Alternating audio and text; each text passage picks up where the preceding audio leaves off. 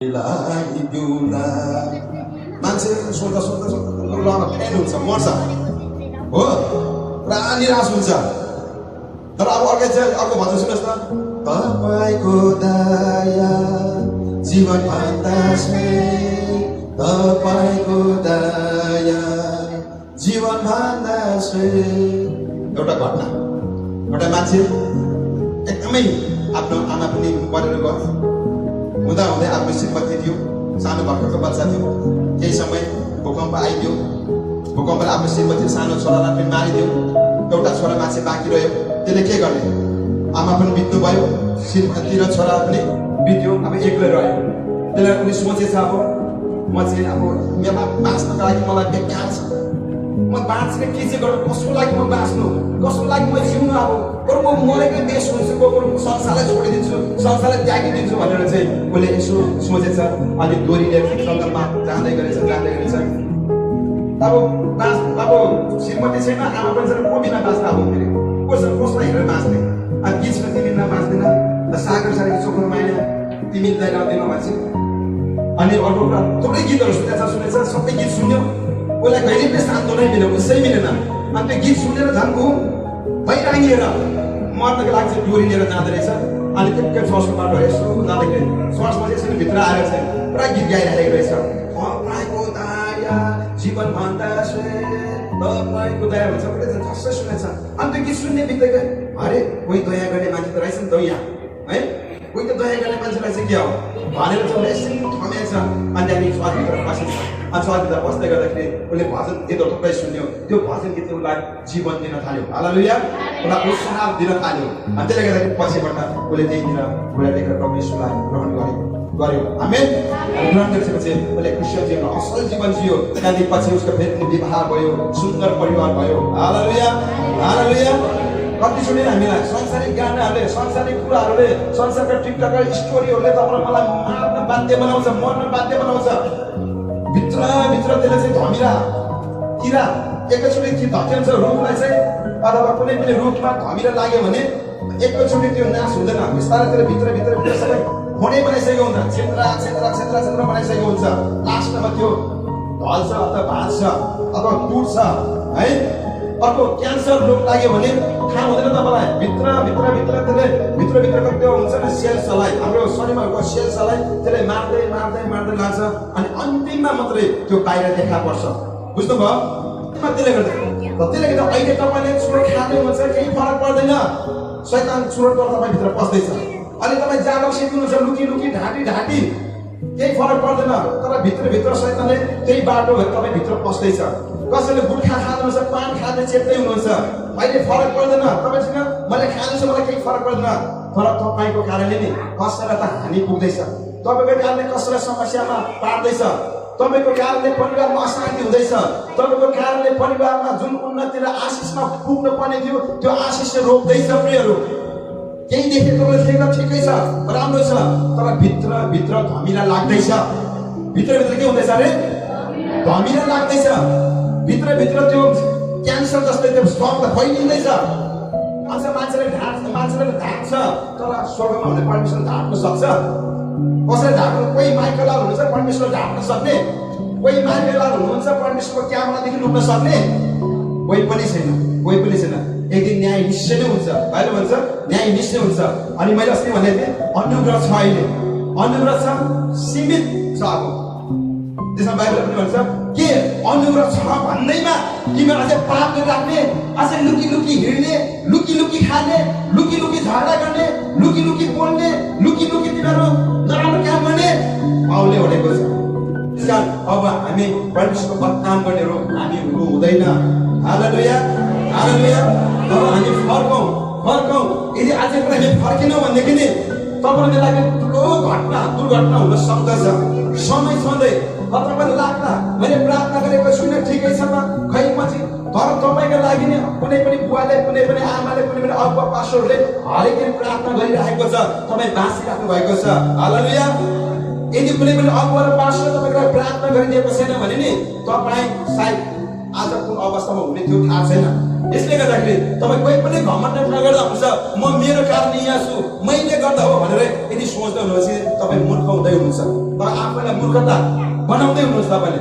त्यसकारण परमेश्वरले तपाईँ मलाई सबैलाई हेर्दाखेरि असल देख्नुपर्छ। आमेन। परमेश्वर तपाईँ मलाई हेर्दाखेरि विश्वास गर्न सक्नुपर्छ। हालेलुया हालेलुया। आज हामी भन्छौँ म परमेश्वरलाई विश्वास गर्छु, म परमेश्वरलाई सिध्याउँछु, म परमेश्वरलाई प्रेम गर्छु, म परमेश्वरलाई एकदमै विश्वासी भएर म जिउँदैछु। तर के परमेश्वरले तपाईँ मलाई त्यो विश्वासयोग्यता देख्नु भएको छ? के परमेश्वरले तपाईँ मलाई विश्वास गर्न सक्नुहुन्छ? के परमेश्वरले कुनै विश्वास गरेर कुनै पनि कामको जिम्मेवारी तपाईँ मलाई दिन सक्नुहुन्छ? परिपक्व क्रिस्चियनहरू जहिले पनि झुट बोलिरहन्छ। अपरिपक्व क्रिस्चियनहरू जहिले पनि जाँडमै लुप्त हुन्छ, रक्सीमा लुप्त हुन्छ, खैनीमा लुप्त हुन्छ, सुरतमा लुप्त हुन्छ। अनि त्यो कारणले गर्दाखेरि उसको जीवन त बर्बाद भयो। उसैको कारणले गर्दाखेरि घरमा अरूको जीवनमा पनि थुप्रै समस्याहरू त्यसले ल्याइदिएको हुन्छ, अशान्तिहरू ल्याइदिएको हुन्छ, पीडाहरू ल्याइदिएको हुन्छ, झगडाहरू ल्याइदिएको हुन्छ। बुझ्दै हुनुहुन्छ? त्यसले गर्दाखेरि हामी के गर्दैछौँ? परमेश्वरको शिशी क्यामाले हेर्दै गर्दाखेरि तपाईँलाई मलाई पवित्र भेटाइन सक्दैन। परमेश्वरको शिशी क्यामाले तपाईँलाई मलाई हेर्दै गर्दाखेरि हामी शुद्ध अथवा पवित्र हामी भेटाइन्छौँ कि भेटाइँदैनौँ त्यो चाहिँ एकदमै महत्त्वपूर्ण कुरा छ। संसारमा हुँदा केही समय हामी ढाँट्नुमा छलाउँदाखेरि तपाईँलाई छल्नुहुन्छ हो, छल्नुहुन्छ। म पनि कसैलाई ढाँट्न सक्दिहाल्छु नि, तर मैले के सोच्नुपर्छ? मैले ढाँटे पनि स्वर्ग परमेश्वरमा ढाँट्न सक्दिनँ। हालेलुया हालेलुया हालेलुया। अनि परमेश्वर सबै कुरा जान्ने परमेश्वर हुनुहुन्छ। त्यसले गर्दाखेरि हामी अलिकति फर्कौँ। यदि हामी फर्किने भनेदेखि तपाईँलाई थाहा छ बुढो पुत्रको बारेमा? एउटा घरमा एउटा बुवाको 2 जना छोरा हुन्छ। कतिजना छोरा हुन्छ अरे? 2 जना छोरा हुन्छ। 2 जना छोरामा जेठा छोरा इमान्दार, एकदमै इमान्दार, आफ्नो बुवाको आज्ञा पालन गर्ने। कान्छा पनि इमान्दारै थियो जेठा कान्छामा। तर एक दिन साथीभाइको कुरा सुन्छ कान्छोले अनि भन्छ हे तँ त धनी बुवाको छोरा होस्। कसको छोरा अरे? धनी बुवाको छोरा होस्। तँ के यार यति खुम्चिएर बस्छस् त? तेरो आफ्नो बुवाको अधीनतामा बुवाले जे भन्छ त्यही मान्दै बस्छस् यार। दुनियाँ ठुलो छ, संसार ठुलो छ, तँ यही भित्र बसिराख्ने, बाहिर पनि निस्किन भनेछ। छोराले भनेछ, कान्छो छोराले अन्य साथी म कसरी निस्किने? कान्छो छोराले अर्को साथीले सिकाएछ तेरो बुवासँग यत्रो सम्पत्ति छ, तैँले बुवालाई भन आजै गएर आधा सम्पत्ति मलाई दे, म आफ्नो तरिकाले जिउँछु, मलाई आफ्नो तरिकाले जिउन दिनुहोस् भनेर भन्।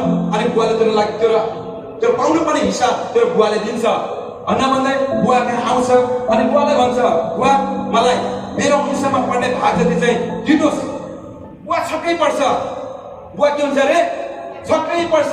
होइन आज मेरो छोरा यस्तो राम्रो थियो, यस्तो इमान्दार थियो, कहाँ कसको कुरा सुनेर आजले के भन्दैछ? बुवाको कल्पनादेखि बाहिरको कुरा थियो। तर छोराले के भन्छ बुवालाई? मलाई मेरो भाग मैले पाउनु पर्ने अंश मलाई दिनुहोस् भन्दैछ। बुवा छक्कै परेको छ। तपाईँ बुवा हो भने पाउनु पर्ने अधिकार दिनै पर्थ्यो जसरी पनि कानुन अनुसार है। त्यसले गर्दाखेरि बुवाले तर 7औं महिनादेखि त्यो छोराको दशा नि अब सुरु हुन थाल्यो। त्यो छोराको दशा सुरु हुन थाल्यो। अब उसँग के भयो? पैसा सबै सिद्धियो, पैसा सबै रित्तियो। रित्तिसकेपछि साथीभाइले छोड्न थाल्यो, अनि उसको गर्लफ्रेन्डले छोड्न थाल्यो। नभन्दा सबै कपडाहरू पनि अब बेचेर खान्छ, कपडा पनि छैन, पुरानो हुँदै जान थाल्यो, जुत्ताहरू पुरानो हुन थाल्यो। अब लास्टमा गएपछि यता हेऱ्यो पैसा, त्यो बेला पैसा छैन, यता पैसा छैन, उता पैसा छैन, साथीभाइ छैन, गर्लफ्रेन्ड छैन, मस्ती कहाँदेखि आउँछ? छैन। अब किनभने पहिला पैसा थियो, सब कुरा थियो, पैसा छैन, अब सबै कुरा छैन। अन्तमा अब के गर्न थाल्यो त्यसले? अब के गर्ने? छैन। अब बिजुकै भयो। कहाँदेखि ठिक त्यही समयमा त्यो ठाउँमा फेरि के हुन्छ? अनिकाल परिदिन्छ। अनिकाल पर्छ। अनि अनिकाल परिसकेपछि अब त्यो मान्छेले के गर्छ? किनेर खाउँ भने पैसा छैन, अब काम गरौँ भने पनि अब धनी बाबुको छोरा थियो, घरमा एक सिङ्का नबाचेको मान्छे, अब के काम गर्ने त्यहाँ? नभने काम खोज्दै जान्छ त्यो ठाउँमा, मलाई काम दिनुहोस् त भन्छ, काम छैन, काम छैन। अनि अर्को एउटा घरमा जान्छ, सुँगुरको खोरै खोर भएको ठाउँमा मलाई काम दिनुहोस् भन्छ। अनि त्यतिखेर त्यो सुँगुर मालिकले भन्छ ल काम यही गर भन्छ। सुँगुर चलाउने काम दिन्छ। के काम दिन्छ अरे? सुँगुर चलाउने काम दिन्छ। अनि काम त्यहाँ गर्दै गर्छ। सुँगुरलाई चारो दिँदै गर्दाखेरि मजाले त्यसको सुँगोचारको आवाज आउँछ, उसको भोक खाली छ, उसलाई भोकले रन्ठनिएको छ, अनि उसले इच्छा गर्छ सुँगोले यो चार खाँदैछ, म पनि अब यही चार खानु पर्ला, यही चार खाएर चाहिँ मेरो पेट भर्नु पर्ला भनेर उसले सोच्न थालेको छ। बुझ्नुहुन्छ? सोच्न लाग्छ। एक दिन भएन, 2 दिन भएन, 3 दिन भएन, साह्रै भयो। साह्रै भएपछि त्यतिखेर चाहिँ उसको दिमागको के हुन्छ, ढकनी चाहिँ उक्लिन्छ। सबैले भन्नुहोस् त, उसको दिमागको ढकनी उक्लिन्छ। यसको मतलब उसलाई बुद्धि आउँछ। त्यतिखेर बुद्धि आउँछ। अनि बुद्धि आइसकेपछि सोध्छ, उसको घरको याद आउँछ। कसको याद आउँछ अरे? घरको याद आउँछ। अनि घरको याद आइसकेपछि भन्छ, ओहो म त धनी बाबुको छोरा हो, त्यहाँनिर यति धेरै नोकर चाकर छ, उनीहरूले त पेट खाएर पनि कति धेरै उगाल्छ, हाल्छ, सुरक्षा दियो, यति धेरै मेरो काम पनि गर्ने सबै नोकर चाकरहरू थियो मेरो बुबाको घरमा। त केही पनि मैले गर्नु पर्ने थिएन। मैले माया पाएको थियो, सुरक्षा पाएको थियो, खाना भने जस्तो पाइरहेको थियो, लाउन भने जस्तो पाइरहेको थियो। आज त्यतिखेर मात्रै सोधेछ, यदि म अहिले पनि त्यो घरमा भएको भनेदेखि म राजा हुन्थेँ। हालेलुया, हालेलुया। आज म मेरो बुबाको घरमा मैले सुरक्षा पाउँथेँ। यो गति त हुँदैन थियो, उसले सम्झिन्छ। तर पनि उसले भन्दैछ, अब जेसुकै होस् मेरो घरमा थुप्रै नोकर चाकरहरू छ, अब म मेरो घरमा फर्केरै जान्छु। हालेलुया। कहाँ जान्छु अरे? घरमा फर्केर जान्छु। अनि गइसकेर म मेरो पितालाई, मेरो बुबालाई भन्छु कि बुबा, मैले तपाईँको विरुद्धमा र परमेश्वरको विरुद्धमा पाप गरेको छु, त्यसकारण अब म चाहिँ तपाईँको छोरा हुन लायकको हुँदिनँ अथवा छुइनँ। तर मलाई बुवा, मलाई चाहिँ तपाईँको नोकरहरू सरह गरेर एउटा नोकर सरह मलाई गरेर राख्नुहोस्। तपाईँको छोरा होइन तर नोकर सरह गरेर राख्नुहोस् भनेर बुवाले भन्यो। छोराले त्यो सोच्यो, उसले सोच्दैछ है मनमा, आएको छैन म यसो भन्छु उसो भन्छु भनेर पुरा सोच्दैछ। अब धेरैचोटि हामी पनि मनमा त्यही हुन्छ, म प्रभुको लागि यति दिन्छु, म प्रभुको लागि यो गर्छु, म प्रभुको लागि यस्तो गर्छु, यस्तो गर्ने पाएँ उस्तो गर्ने भनेर सोचेको मात्र सोचेर सोचेर सोचेर सोचेर फेरि हुन्छ, ढल्छ मान्छे। तर काम चाहिँ गर्दैन। फेरि काम चाहिँ के गर्दैन, सोचेर मात्र म यो गर्छु, प्रभुको लागि यो गर्छु, म यति दिन्छु, उति दिन्छु, यस्तो गर्छु उस्तो गर्छु भन्छ। काम चाहिँ पिटिकै गर्दैन। बोल्नु भन्दा के भन्छ, बोल्नु भन्दा चाहिँ गरेर देखाउनु भन्छ नि, होइन? कमी बोल्नु अरे, धेरै चाहिँ गर्नु। आमेन, हालेलुया, हालेलुया। तर त्यो छोराले सोचेर बसेन प्रियहरू, उसलाई पश्चाताप आउँदैछ, अब उसलाई आफ्नो घरको याद आउँदैछ। अनि पछिबाट उसले सोध्दैछ, अब घरमै फर्केर जान्छु। बिचारा घरमा बुवाले के गर्दा थाहा छ? बुवाले पनि आफ्नो छोरा जुन दिन निस्केर गयो, जेठा छोराको भन्दा पनि कान्छै छोराको बढी माया लाग्दैछ उसलाई। अब अनि भन्दैछ, यसले आफ्नो आधा सम्पत्ति लिएर गयो, तरै पनि यो छोरा एक दिन फर्केर आउँछै आउँछ भन्ने आशामा बुवाले हरेक दिन बिहान बेलुकी चौतारामा गएर बसेर त्यो अघिकारको बाटोलाई हेर्दै बस्छ। कतै मेरो छोरा आउँछ कि, आज नै गर्छ, आउँछ कि, अर्को महिना आउँछ कि, अर्को महिना आउँछ कि, कयौँ महिना बितिसक्छ, छोरा आउँदैन। बुवाको चाहिँ आशा छ यो छोरा एक दिन फर्केर आउँछ। बुवाको हृदय मेरो छोरा चाहिँ के गर्छ? फर्केर आउँछ। मेरो छोरी चाहिँ के गर्छ? फर्केर आउँछ। अघि त बुद्धि आएन, कसले यसलाई उस्कायो, उसले उसको हातमा लागेर गयो, उसले दुःख पाउँछ, फर्केर आउँछ, बुवालाई थाहा छ भित्र। अनि हरेक दिन बाटो हेर्दै बसेर आएको छ। नभन्दै छोरा एक दिन के गर्छ?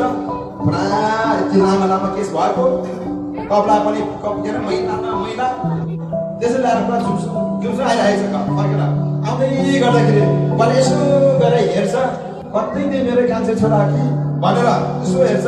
अनि नजिक आउँदै गर्दाखेरि बुवाले चिन्छ। हालेलुया, हालेलुया। बुवाले के गर्छ अरे? चिन्छ। चिनिसकेपछि अब बुवा के गर्छ? त्यही उठेर बस्नु सक्नु भएन, ऊ पनि आउँदैछ।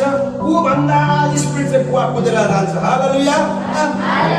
अनि त्यो छोरा आउँदै गर्दा बुवा बिचरा कुदेर जान्छ। छोरा दुमदुम बनाउँथ्यो, वरिपरिको मान्छेले हेर्दै गर्दाखेरि कस्तो यो हेर त्यो फल्लाको छोरा यस्तो बिग्रेर गएको देखेर निकै घमण्ड निकै फुलेर गएको थियो, अहिले त के हो मुसा भएर आउँदैछ भनेर गाउँलेले हेला गर्दैछ। बुवा हो, बुवाले मान्छेले जेसुकै भन्नुहोस्, बुवा आइपर्छ, गएर चाहिँ सबैसँग चिन्छ। अनि ट्याप्पै अँगाला हान्छ अनि रुनुहुन्छ। हालेलुया हालेलुया रुनुहुन्छ। अनि रुइसकेपछि त्यतिखेर बुवाले के अरे छोराले भन्छ, बुवा मलाई क्षमा गर्नुहोस्, बुवा मलाई क्षमा गर्नुहोस्, मैले तपाईँ र परमेश्वरको विरुद्धमा पाप गरेको छु, त्यसकारण अब म चाहिँ तपाईँको छोरा हुने योग्यको त्यो लायकको म छुइनँ। बुवाले भन्छ, त्यो छोराले भन्छ, बुवाले भन्छ सँगै लिएर आउँछ, जो जो छोड्दैछु समुद्र, जे भयो भयो, त्यो विगत थियो, अब नयाँ गरी अब जिउनु पर्छ, नयाँ कुरा सुरुवात गर्नुपर्छ, छोड्दे अब छोरा छोड्दे, जे भयो अगाडि बाले छ यसरी रोएको छ बुवा। हालेलुया हालेलुया। अनि पछि आउँदै घरमा ल्याउँछ, घरमा आएर चाहिँ अनि भन्छ, ए मेरो छोरा चाहिँ मरेको थियो, जिउँदो भएर आएको छ, अब चाहिँ हामी खुसियाली मनाउनु पर्छ। हालेलुया। घरमा बढाइ गर्नुपर्छ, मेरो छोरा मरेको थियो, हराएको थियो, भेटिएको, जिउँदो भएर आएको छ, अब बल्ल बल्ल पशुहरू ल्याऊ, काट मार, भोज गरौँ। अनि बुवाले भोज तयार गर्छ। यहाँनिर थुप्रो लामो छ खानु दिइरहेको छु, प्रभुले नै मलाई सायद त्यो प्रकाश दिनुभयो है। अनि के भएको छ, आज तपाईँ र म पनि त्यो परमेश्वरको छोराछोरी हौँ आज पनि। हालेलुया।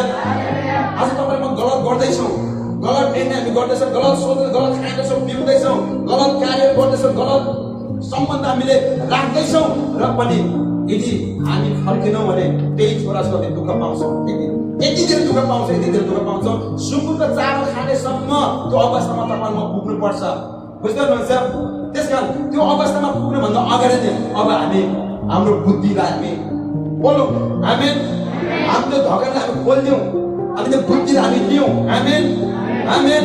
अनि हामी परमेश्वरका फर्केर अब उतै भागेर नजाउँ, उतै भागेर मर्छ। अब त्यो बुवाले भेट्न नै पाउँदैन, त्यति त्यो छोरा फर्केर नआएको बुवाले भेट्न पाउँदैन, र एटलिस्ट त्यसको बुद्धि आएको छ, अनि आफ्नो बुवा आएको छ, आफूले गल्ती गरेको सबै कुरा स्वीकार दिएको छ।